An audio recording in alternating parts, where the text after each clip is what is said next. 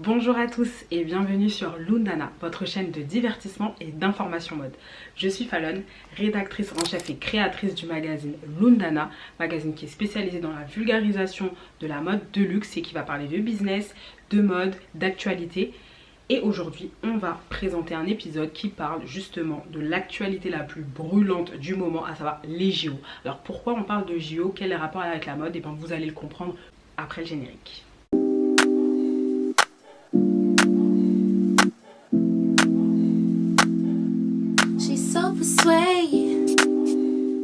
Effectivement, comme vous le savez, à moins que vous viviez dans une grotte, le 26 juillet 2024 va se dérouler à Paris la cérémonie d'ouverture des Jeux Olympiques et Paralympiques. Alors effectivement, c'est un événement incontournable, qu'on soit ravi ou non.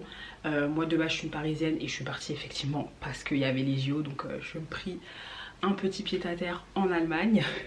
C'est pour cette raison que je suis pas dans le setup d'habitude, mais là, je suis partie en Allemagne pour éviter en fait cette débâcle parce que je savais que ça allait être très mal organisé.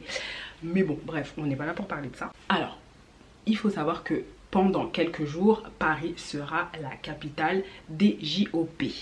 Mais elle va rester la capitale de la mode. Et c'est justement pour cela que nous allons développer ce sujet. On va essayer de voir quelles sont les stratégies des maisons de mode, des maisons de luxe, pour pouvoir briller, rayonner durant cet événement. On va effectuer un examen en 3 parties. Donc la première partie, on va parler de l'implication de l'État dans la mode. En deuxième partie, on va parler d'un événement mode qui était super sympa et qui donnait justement cette impulsion au JO, à savoir le Vogue Fashion World. En troisième partie, on va voir les acteurs de la mode dans les JO et quel sera le rendu que l'on peut espérer. On va passer directement à la première partie, l'implication de l'État dans la mode.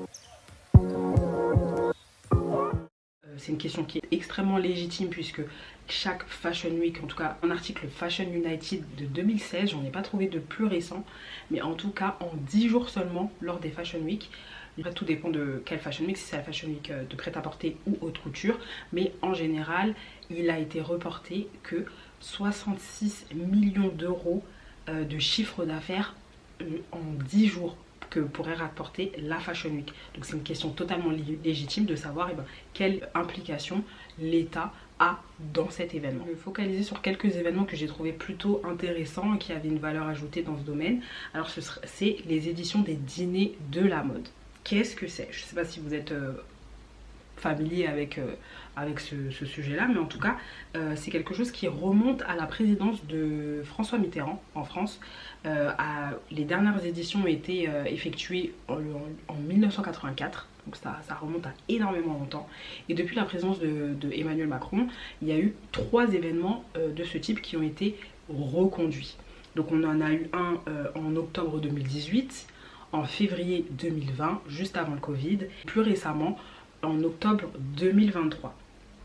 Donc en fait, ces sessions de dîner de la mode, c'est un moment où se réunissent en fait tous les acteurs de la mode à Matignon autour d'un repas.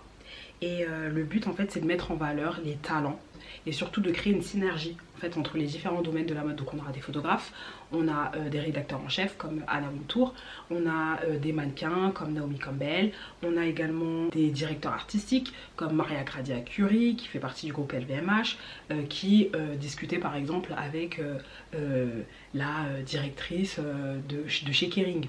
Donc en fait ça permettait vraiment, ce dîner de la mode est vraiment quelque chose qui permet de mettre en lumière déjà par l'État, de reconnaître l'implication de la mode et surtout le poids qu'a la mode, parce que Paris c'est la capitale de la mode, donc forcément l'État ne peut pas passer à côté de ça. De 1 et de 2, c'est vraiment pour mettre en valeur tous ces talents et créer justement une dynamique et de faire se rencontrer des personnes qui sont dans le même milieu mais qui n'ont pas forcément peut-être toujours l'occasion de se voir en réel. Alors pour cette dernière édition, c'était 214 convives qui ont été invités à Matignon pour déguster des petits fours. Selon l'article de Le Monde qui couvrait en fait cet événement, a mis en lumière en fait une déclaration j'allais dire Jean-Michel, d'Emmanuel Macron qui aurait dit donc j'étais un peu anxieux avant de ce dîner parce que la dernière fois qu'on a fait ça c'était en février 2020 Et c'était le dernier événement organisé avant le Covid. J'espère qu'après celui-ci, quelque chose de grand aura lieu, mais de positif. Je sais pas si j'ai bien imité la voix, mais en tout cas, vous avez compris la vibe. En tout cas, c'était la déclaration d'Emmanuel Macron. Quand il parlait de grands événements de positif, est-ce qu'il parlait des JO? Oui, il parlait des JO. Il parlait exactement des JO. Donc sans transition aucune, on va passer à la deuxième partie où on parle du Vogue Fashion World. Parce que cet événement-là, il était aussi très important. Fashion World, c'est un événement qui a été fait tous les ans et dans les 4 capitales de la mode. Donc les Big Four, donc ça va être à New York, à Londres, à Paris et à Milan. Cette année, légitimement, c'était à Paris que ça s'est déroulé avec en fil rouge les JO. Donc le thème, c'était vraiment de faire une rétrospection de l'histoire de la mode, tout en l'impliquant en fait avec les Jeux Olympiques. J'ai trouvé ça extrêmement fin de la part du Vogue Fashion World de faire en sorte que Aya Nakamura puisse faire l'inauguration par un chant. Un chant voilà, qu'on peut juger bien ou pas, bon voilà. Mais en tout cas elle a chanté et elle était habillée en Jean-Paul Gaultier s'il vous plaît. La robe magnifique, magnifique. Et elle arborait des bijoux Fred. Donc voilà, c'était pour le premier coup d'envoi, c'est vraiment un moment fort, un coup fort.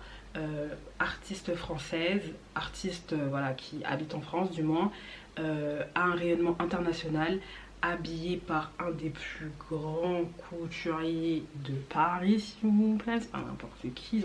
Donc franchement incroyable. Et bijoutier français aussi Fred. Donc joaillerie, haute joaillerie. Donc là vraiment c'est quelque chose de très cohérent.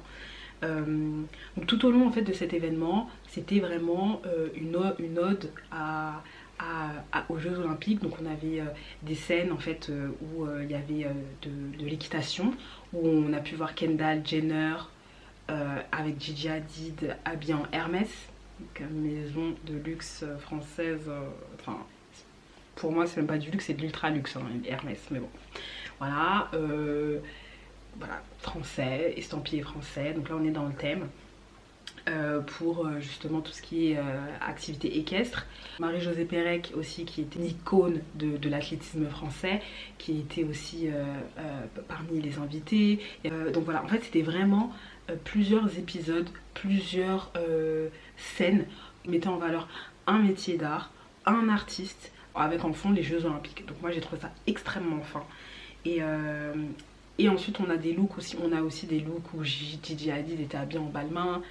Donc voilà, là c'était vraiment une association diverse et variée de plusieurs maisons de couture reconnues dans le monde entier, mais sur le fond des JO. Cet événement c'est un excellent dosage entre les différentes maisons françaises en fait, parce que Paris c'est la capitale de la mode, on a énormément de créateurs et on est franchement chanceux d'avoir ça et de les mettre en lumière de cette manière là, de manière tellement voilà, originale et chacun a pu avoir sa place, c'était extraordinaire. Contrairement à ce qu'on va pouvoir observer lors des JO, ça va être compliqué, mais on va en parler dans la troisième partie.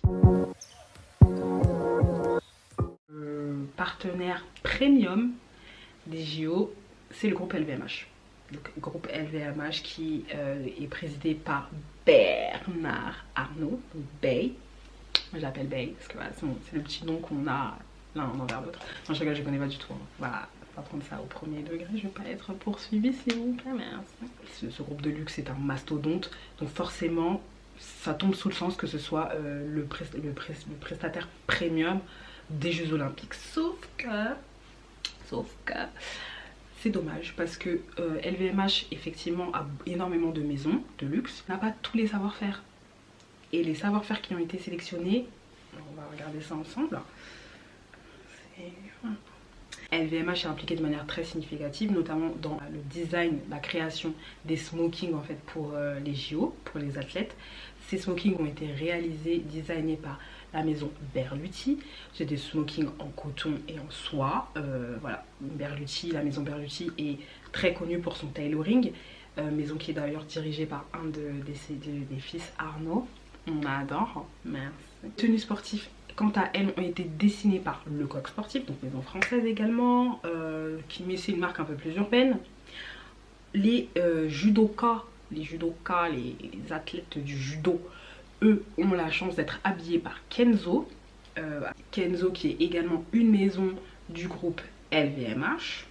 Donc on est encore dedans. Par contre, il y a quelque chose qui est vraiment très intéressant. Je pense que ce sera la cerise sur le gâteau, le clou du spectacle. Les costumes de la cérémonie de clôture seront réalisés par Kevin Germanier, mon chouchou intégral. J'ai d'ailleurs déjà fait une vidéo sur Kevin Germanier, plus en profondeur, où j'explique son parcours.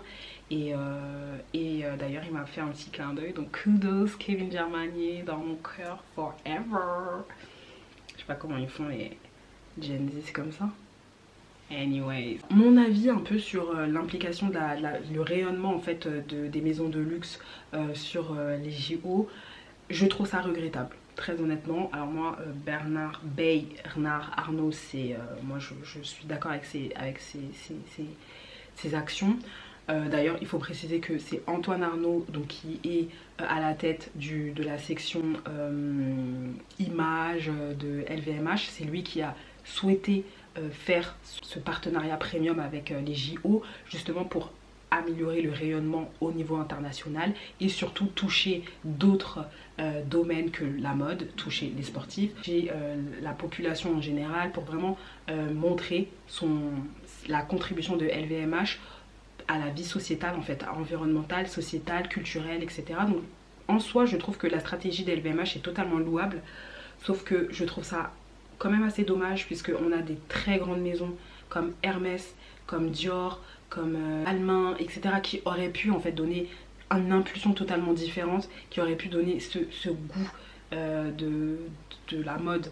Parce que bon, les costumes Berluti, voilà, ils sont comme ils sont, hein, ils sont voilà. Mais c'est vrai que par rapport aux autres costumes mondiaux, ça fait un peu bizarre, quoi. Plusieurs avis qui ont tourné sur la toile. On entend que ça fait steward, ça fait compagnie aérienne, ça fait on dirait ils sont les serveurs du bar du Café de la Paix à côté d'Opéra. Enfin, il y a beaucoup de... ça va pas en fait, c'est pas clinquant. On demande pas à ce que ce soit clinquant, on demande pas d'arriver avec des Swarovski et tout, mais un minimum, pas, en fait pas le basique, c'est pas quand même, c'est JOP, Paris, capitale de la mode, de la haute couture et du design. Donc je trouve que là le rayonnement mode ce sera uniquement pour LVMH, mais sinon certaines maisons de luxe, je trouve que c'est vraiment dommage, aurait pu donner un coup de peps beaucoup plus important, notamment le groupe Kering qui aurait pu s'imposer un peu plus, puisque eux détiennent aussi de très grandes maisons. On a Yves Saint Laurent, mais imaginez si Yves Saint Laurent avait fait les costumes. Et moi je suis vraiment super satisfaite de voir Kevin Germanier habiller les athlètes, ou du moins avoir des costumes pour la cérémonie de clôture. J'ai vraiment hâte de voir à quoi ça va ressembler, parce que vraiment Kevin Germanier, moi c'est trop mon style. Je pense que lui va rehausser un peu tout ça. Dites-moi en commentaire ce que vous en pensez, si vous pensez que le pari du rayonnement mode à l'international est réussi avec ses choix de costumes chez Berluti, Le Coq Sportif, etc. Qu'est-ce que vous en pensez? Quel designer ou quelle maison de mode auriez-vous aimé habiller les athlètes? Voilà, dites-moi en commentaire ce que vous pensez réellement de tout ça. Je vous retrouve la semaine prochaine, lundi à 20 h pour la prochaine vidéo. Bye! Does it feel to be you?